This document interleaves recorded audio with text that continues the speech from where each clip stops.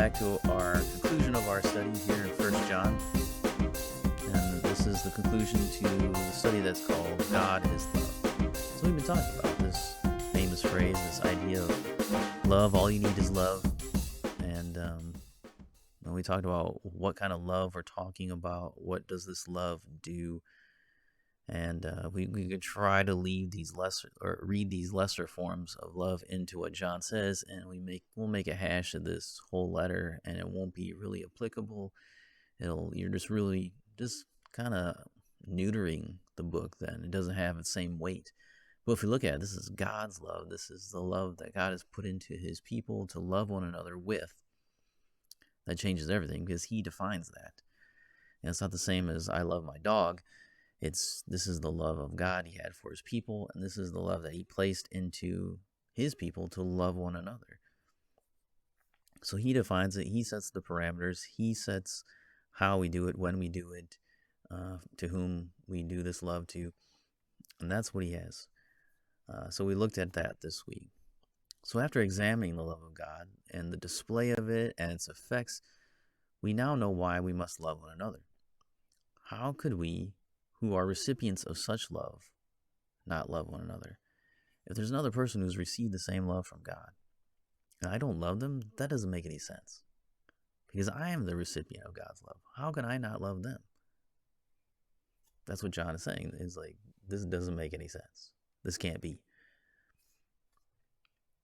So that's his conclusion. We can't. If we have the love of God, God loves us. He placed a special love upon us. His salvific love, effectual love upon us. He did that before the foundation of the world. He gave that love to us. And He gave that love to us not so we can just hoard it, but to share it with those whom He also has loved. Then if we don't do that, then it doesn't make any sense. It has to happen. That's really John's point. If you really have received God's love, then you will respond in love towards God's people. That's just what happens. It's not an optional kind of thing. It's not a choice that we make. This is what happens. Yeah, you make the choices on how you do it, when you do it, kind of those individual, actions are our choices. But really the idea is that God loved you, you must love. That's it. You can't choose God. You can't have God's love on you and then choose not to love. It doesn't happen that way. His love overrides everything. So you have to do it. That's what happens. It's not framed here as a choice or a possibility, but a definite effect. So if God did something, that's the effect of what He's done. That's what happens when He does it. So God's causing this. God does this thing, and then this is what happens after He does that thing. Like if I, smash my finger with a hammer, it's going to turn blue and purple, and it's going to look gross. Maybe the nail will fall out. That's what happens when you do that action. Same thing here. When God loves, that's the response. That's what happens. So it's not a possibility. It's not a choice. Like my finger chooses whether it's going to turn purple or not, or I choose whether it's going to turn purple or not. That's just what happens. So God loves you. You will love His people. Is our love affected by sin? Yes, it is.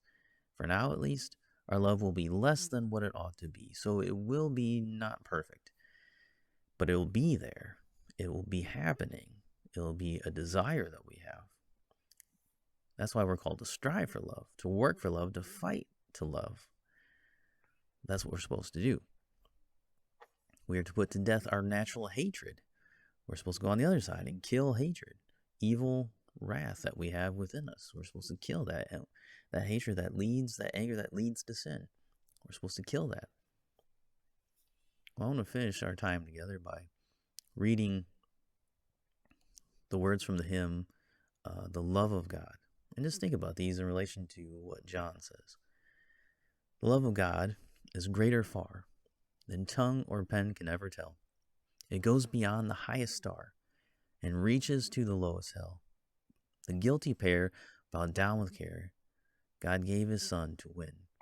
His erring child He reconciled and pardoned from his sin. That's exactly what John was talking about, right? Adam and Eve bowed down with care. All of God's humanity that He created fell into sin. But God's love is greater than that. And it's greater than anything that we can write or we can say. You go to the highest star, it's there. Reaches to the lowest hell, there's nowhere where you can go where God's love is not there. And so he's done that. He's brought this pardon from sin to his erring children. The second verse, when years of time shall pass away and earthly thrones and kingdoms fall, when men who hear refuse to pray, on rocks and hills and mountains call, God's love so sure shall still endure, all measureless and strong, redeeming grace to Adam's race, the saints and angels' song.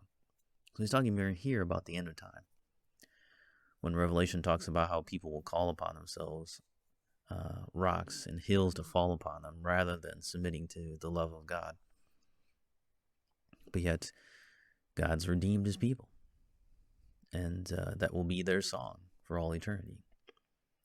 Then he finishes with, could we with ink the ocean fill, and were the skies of parchment made, were every stalk on earth a quill, and every man a scribe by trade, to write the love of God above, would drain the ocean dry, nor could the scroll contain the whole, though stretched from sky to sky.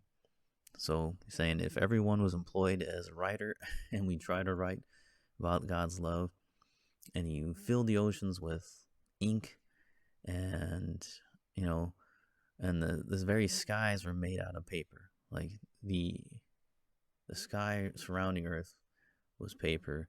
You try to write down about God's love, you would never be able to do it. You would never come to the end of it. That's why the refrain is, O love of God, how rich and pure, how measureless and strong, it shall forevermore endure, the saints and angels' song.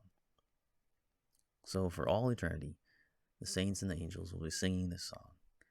It shall forevermore endure. It will never end. It's measureless. You can't put a boundary on it. You can't go out there with a ruler and say, okay, this is how far God's love goes, and it doesn't go any farther. It's strong because it overcomes. It's powerful. It's active. It does something to people. It's not a passive love. It's an active love.